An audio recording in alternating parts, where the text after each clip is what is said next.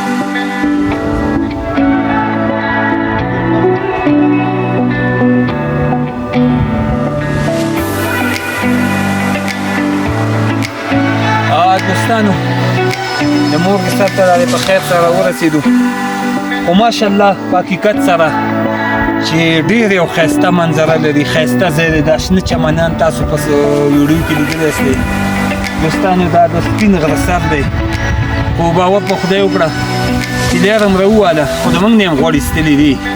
خو ځینې دوستان چې راځي هغه داسې نه راځي چې زموږ غوندې تشه دې بالا نه خپې راټینګي کړه او دلته ځان په نیمه ورځ دی په یو ورځ کې راورسئ. تاسو که کوم دوستان ناځئ د سپین غره سر ته نو په لیار کې چې خامخا د کڅو په کلي کې یو شپه وکړئ او بیا سبا را روان سئ انشاءالله. ډېر دلته په طبع او ښایسته په مزه او په چکر سره راورسېږئ. نو دغلته اوس زموږ کلیوالا دي دغه بودې ورته یې هغلته پراته دي، هلته ورځو انشاءالله.